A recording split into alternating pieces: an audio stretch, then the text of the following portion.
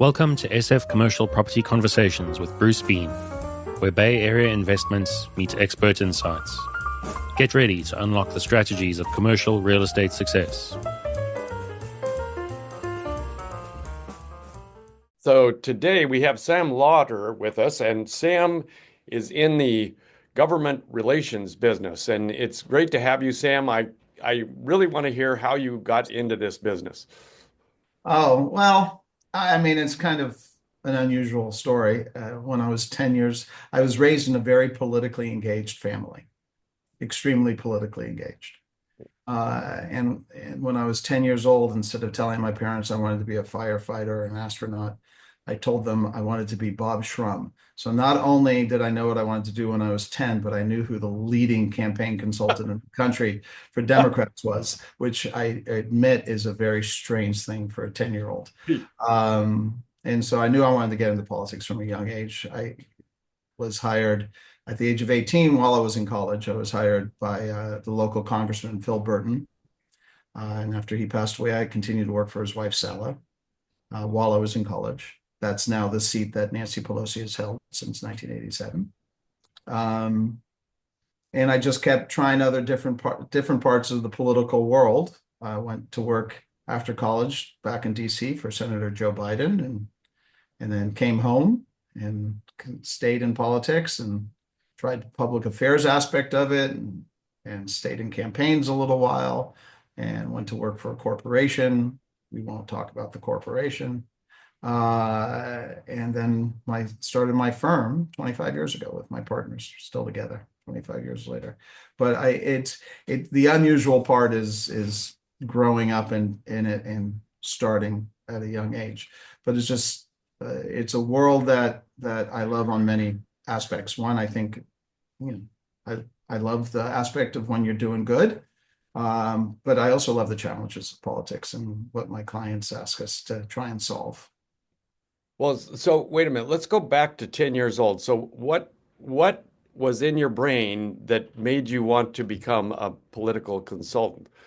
The first campaign I remember being part of, and I won't do quotation marks, I wasn't part of, but I walked door to door for Bobby Kennedy when I was 4.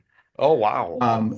When I'm telling my parents were involved in politics, I mean deeply involved. My mother was one of the co-founders of Friends of the Student Nonviolent Coordinating Committee, SNCC, one of the more important civil rights organizations. The Friends of were the fundraising arm. She was involved in the founding of AIPAC, the American Israel Public Affairs Committee. My dad was the chaired multiple campaigns of local elected officials and served on the Human Rights Commission in San Francisco in the early 60s. And it's just something it was what was at our house. It was, if any given night, it could have been an entity from the Democratic Party or the Civil Rights Movement or labor or someone from the Israeli government, some entities, political entity, and activists would be at our house. So I just grew up around it and loved it. I caught, as my mom always said, I caught the fever. I had 3 older siblings who were smarter than me and they're very, very smart and engaged politically, but they're not in the world. So they obviously were smarter than I was. So I'm curious, at 4 years old, do you remember the assassination of Bobby? I don't remember the assassination. I remember walking door to door. Wow, I interesting. don't remember. Yeah, I don't. Obviously my parents' reaction was quite emotional, but I do not have that memory in my head. Yeah, that one didn't get fixed in there. So what did your parents do for day jobs? Well, my mother was a Jewish community. Well, for years, she didn't do anything as a day job. She was a volunteer. Yeah. But then when I got to high school, she decided middle school, she decided she could work for a living.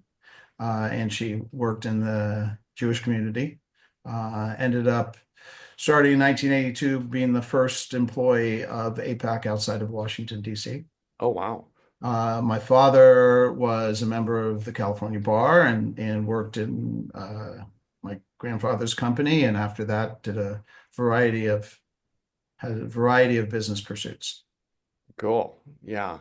So, okay, so you then come to college, you start working, and you kind of morphed into your own firm, and you worked for a big corporation for a while. Yeah. But in the interim there, did you work for other people? Is that how it worked? So I after working for Joe Biden, um, and this was his first run for president when he dropped out in late 1987, I realized that Washington, D.C. wasn't where I wanted to be. Yeah. Uh, I wanted to come back home to San Francisco. So I came back here and worked for Lieutenant Governor Leo McCarthy. Oh, wow. Um, and at that point, I thought before that campaigns were really going to be the focus, political campaigns of my life, but I was kind of detaching from it a little bit. It could be because in one cycle I worked for two campaigns that plummeted, but in both Biden and McCarthy. But I just it wasn't the aspect that I was starting to be most interested in, um, and so I explored other parts of the political world. Went into work for a small public affairs firm after McCarthy. Um, I got recruited from there by the nameless corporation. Stayed at that nameless corporation for too long. Oh, Uh, and after that, while I was at the corporation, I sat my now business partners down and said, let's go start a firm. Let's go do something that's just us.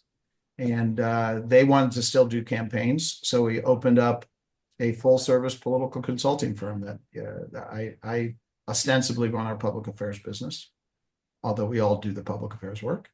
And my partners run the campaign business, and we do both all over the Bay.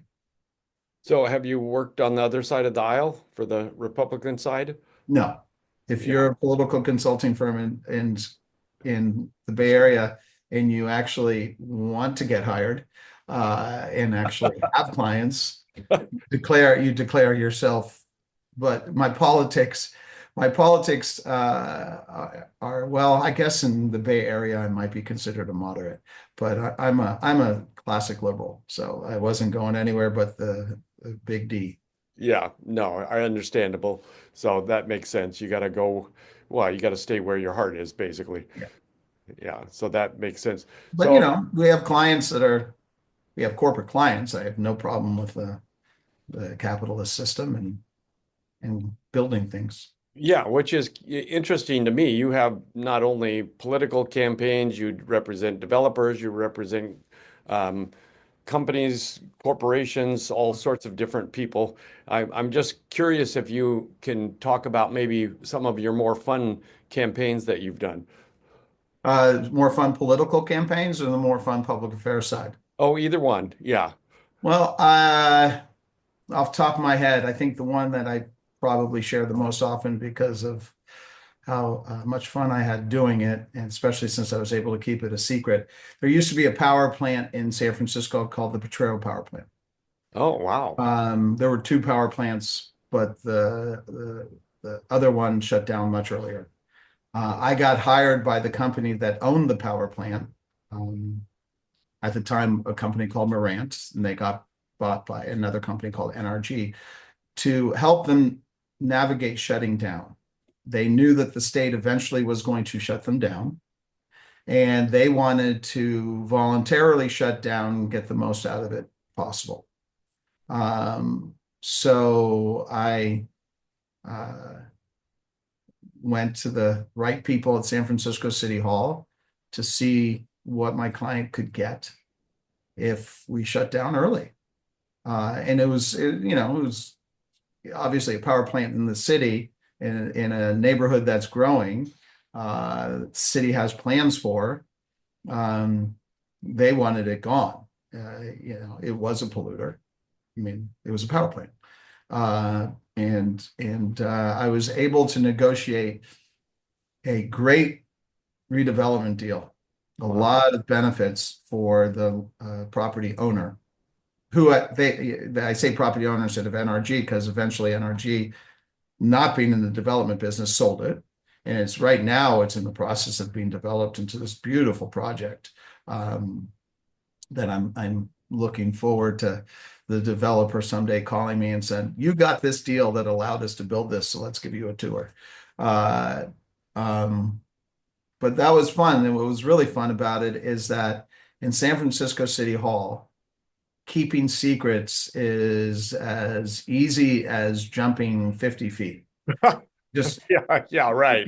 you can't do it. No, no No way. one knew what I was doing until we had a Wow. big press conference. Oh my. And a wonderful colleague of mine at the time, who was a staffer at City Hall, comes up to me and says, "How did you, how did you do this without us hearing?" He was just stammering. He could not believe it. The maneuver that was fun was that Governor Newsom was mayor at the time. Right. Okay. And we were trying to work it through with his office, and it ran into some barriers where we just realized it wasn't going to be able to get done. Wow. So the city attorney at the time was a gentleman named Dennis Herrera, and I knew that Dennis could get it done without the same barriers if my client allowed Dennis to sue them, and then we could have conversations that were privileged. I would have to bring an attorney with me. Wow. And my client looked at me, eyes askew, and said, "Okay, if it's not a big deal." Well, Dennis found something that really wasn't a big deal. Oh, wow. And He found something and that you could sue him about? that the city attorney could sue my client. Oh, I see. Okay. All right. So the city attorney sued my client over this, what really wasn't a big deal. And we were able to have in negotiations, keep it behind closed doors with just the attorneys and the principals and figure out the shutdown.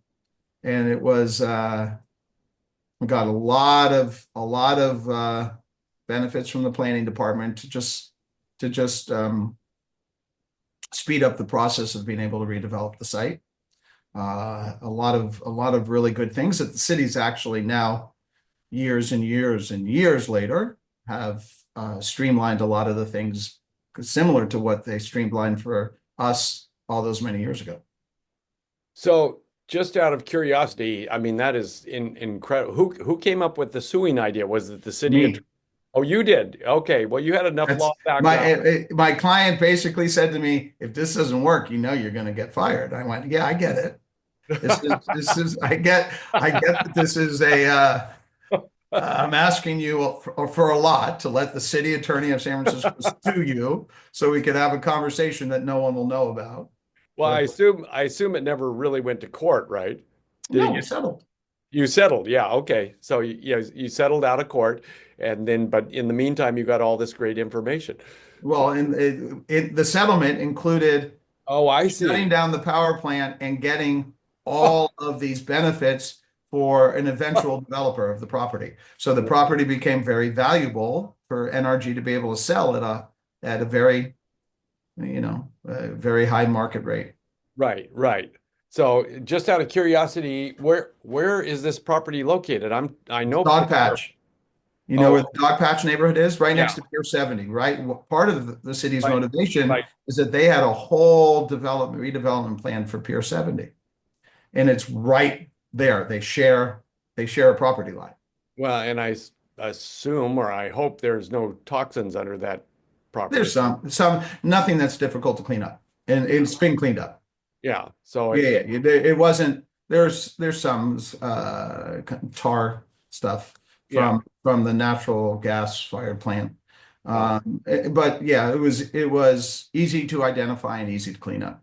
yeah. So And PG&E was on the hook for cleaning it up because it was their power plant before they sold it to my client. so NRG is not the developer, I assume. NRG was not the developer. They dipped their toe for a little while into the idea of developing it, but they're an energy company. Yeah. And they realized, well, it's not what we do. So they sold it into the entity who's building now. Oh, that's fantastic. So I'm curious what your thoughts are about this whole state regulations overruling local regulations. Um, I don't know if I have a complete opinion on it. I have a partial opinion on it. It's a shame that we had to get there. Mhm. I'm very supportive of the need to build more housing. Uh, Perhaps it was done too much in a one size fits all.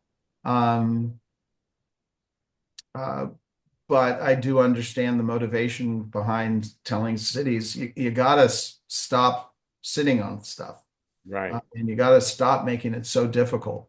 Um, I have many friends, I have clients, and I have many friends in the development business. And, the projects, I don't, I, he might say, why did you mention my name? But I'll mention one friend who's does really fabulous work, Dan Saphir at Prado. And he's got two amazing projects to build in San Francisco that have been stalled out because of all of the uh, Yeah. problems that have existed before. And I'm hoping that he gets to move forward quicker. I realize financing is a different issue these days, and it's hard to finance some of these things. But there's too it's too easy to blow apart a project simply because a handful of people want it blown apart. Yeah. I have seen some parts of the state legislature that I felt was an overstep, but Yeah. but I understand the motivation and I support the motivation behind it. Any thoughts about the Solano County situation? The large, Oh, yeah, yeah, California forever. yes. Yeah, Yeah. I mean, listen, my initial thought about that was this is California. A whole bunch of really wealthy people saying this is what we're going to do. We don't care what you say. Doesn't work. And No. so I was very unimpressed with their rollout. I don't know if it's a good idea or a bad idea. I don't have a judgment on that. Yeah. Um, I certainly love the romance of ways that California has always been. I don't, personally, one of my favorite places on Earth is Point Reyes, and I actually upset that the ranches are being Oh, kicked interesting. out, Yeah.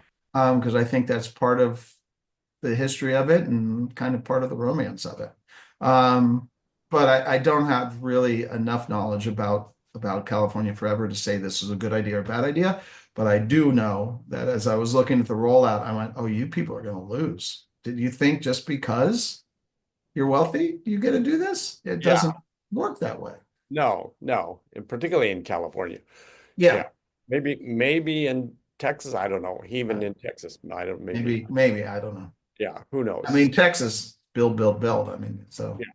yeah. So, well, I'm just curious, how you have some projects out of state? No, no, we are almost exclusively Bay Area. We do have some over the years, we've had clients in other parts of California, and we do now have a few. Um, I had one client in Marysville for a couple of years that made me swear that I'm never going to have a client that I have to drive all the way to Marysville again. It's a charming town. Yeah, But that's a long drive. yeah. It's a No, long, and can't I fly. You can't fly, so can't no. fly to Marysville. You're in the car, and yeah, I wasn't. Have you ever been involved in any of these, what are they called? Rent to own projects where there's just a bunch of tiny houses that they rent to people? No. No, haven't seen that one, but that's maybe a more popular item down south outside of LA. And certainly, Yeah, I haven't seen that take any footing in the yeah, Bay Area, and at least not at the level where you hire a firm like mine. yeah. Well, I think the project I heard about, well, in Fresno and then out east of LA. But anyway, I was just curious if that had come through your radar screen. Yeah, not happening. Well, this has been very interesting. Who's your ideal client? Who's my ideal client? Yeah.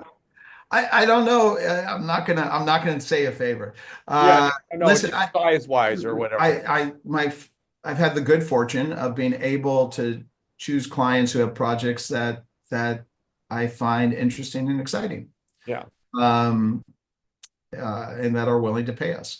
But I've had clients ranging from Google to the San Francisco Botanical Gardens Society, Wow. um, and it's fun to it's the solving the challenge that I enjoy. So my ideal client is one that it's fun to engage on their project. So just for fun. Genentech's a client, and we're going to be doing Oh, some wow. really fun work for them. Uh, so that's the ideal client, is something that makes me still want to get up and go to work in the morning. So just out of curiosity, what's your favorite sandwich? What's my favorite sandwich? Yeah, yeah. Do you know Molinari's Delicatessen in North Beach? Wow, I do. Well, I know North Beach. I don't know that So one specific. of the oldest delicatessens is Molinari's, and they Okay, have yeah. one of their already up on the board. Not build your own, Yeah. but it's called a Renzo's, and And I add roasted peppers to it. It's prosciutto, hot copa, mortadella, sun-dried tomatoes, and I add roasted peppers, and then put it on an Italian roll. That's wow. my favorite Okay. sandwich. The I I actually have sounds an answer to fantastic. that. I have an answer to that. But it depends on your mood. Depends on your mood. There's a place in my neighborhood in San Francisco on the Richmond that if I feel like a turkey sandwich, makes the best turkey sandwich on the planet. Ever. Or Yeah. Dwell Market. Oh, yeah. Okay. It really depends. And I've had sandwiches at various spots in Tel Aviv that Oh, I that I bet. still dream of. Oh, I bet. Fantastic one. So, who would you like to sit down with, alive or perhaps dead, that you'd have this fantastic sandwich with? Willie Mays. Oh my gosh. Wow. That's still a possibility, right? No, he passed away Oh wow. last year. Oh yeah, yeah, just not too long ago, right? Not too long ago. I did get the opportunity to meet him on a couple of occasions, Oh wow. That but at a giant yeah, skate Willie park. Mays. I was taught by my parents that there was nothing more important than our family, our friends, and our community. And my dad would always say, except Willie Mays. Oh. He's more important. It's friends and family and the Jewish community, And then, except Willie Mays. then Willie Mays was right Willie there. Mays is the most important, and then comes family and friends and Jewish community. So I grew up. Not only was I so crazy about that, but my 23-year-old son, I infested his brain with the fact that Willie Mays was the greatest human to ever grace the planet. Okay, so just to finish here, we need to talk about the walk-off Little League home run yesterday. Oh, fabulous. I got to go to the game on Saturday, Brandon Crawford Appreciation Day, and Oh, which that was was also a walk-off, yeah. but not in the same manner. Yeah, Yeah, it's like yeah. it was great. I love it. I love it. I do think Elliot Ramos. I don't know. Haven't seen the scoring, so I don't know if he got a single, but I believe he deserved a single because I think he was going to beat out the throw. It Well, was a that's interesting. play. I haven't looked at that either. Yeah, he probably would have beat out the throw. I think he A was going to video beat it of it. out, Yeah. but So obviously he does not get credit for a home run. It was great. well, I love it. I love it. That's the kind of thing you need in a successful season when you're a team that, we don't have the greatest lineup. The Dodgers, those hated, no. Oh evil, yeah. evil Southern Californians, they have a Hall of Fame lineup, and a Hall of Fame pitching squad, and it's ridiculous. Oh, Uh, it's our team has a lot of really terrific ball players who work hard and apparently really play well together. And oh so yeah. those are the kind of things you need in a season to Are we going to do credit better than you expect. Are we going to credit Buster for this, or is this just Oh yeah, it's Buster. Oh yeah. Okay, good. Farhan. Well, Yeah. I mean, he was you great. got me, and you got me talking about this. I believe I said this when Farhan was hired that he was a Manchurian candidate, that the Dodgers had placed him in the Giants to Oh, do really? Oh, in wow. that 107 win season was at that aberration, I think, was part of the plan. And And the so, fact that Farhan has gone back to work for the Dodgers, oh I no. think Oh, wow. confirms it all. Although I have to give him credit, he did sign Jung Ho Lee, who we all And love.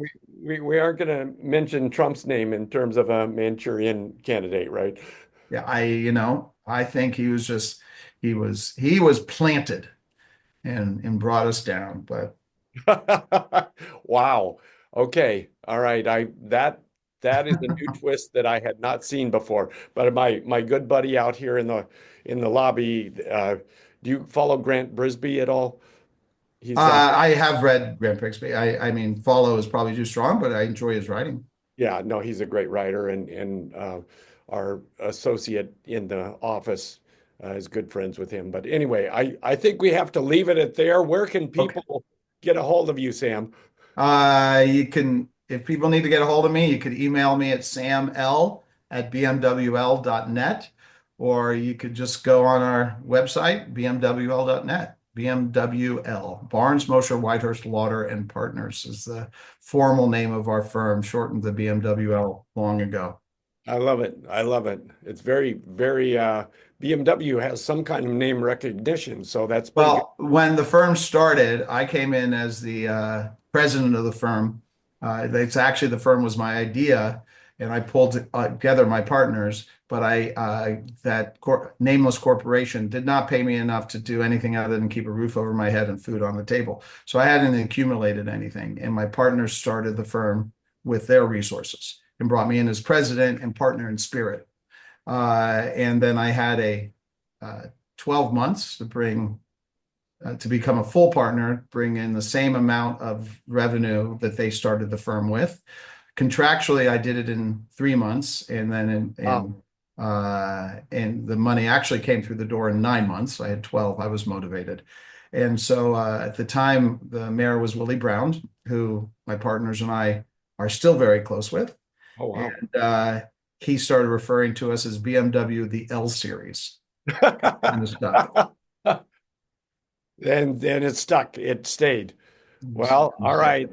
The L series is ramping up still, it sounds like. We're still enjoying the work 25 years in. You don't usually see political partnerships last this long. Actually, you never do. And it's great. We enjoy the work, and we enjoy the challenges, and I'd like to think we're very good at it. Well, I can only imagine that you are fantastic at this. So great to meet you. I look Great to forward meet to you too, talking to Bruce. you down the road here. Sounds good.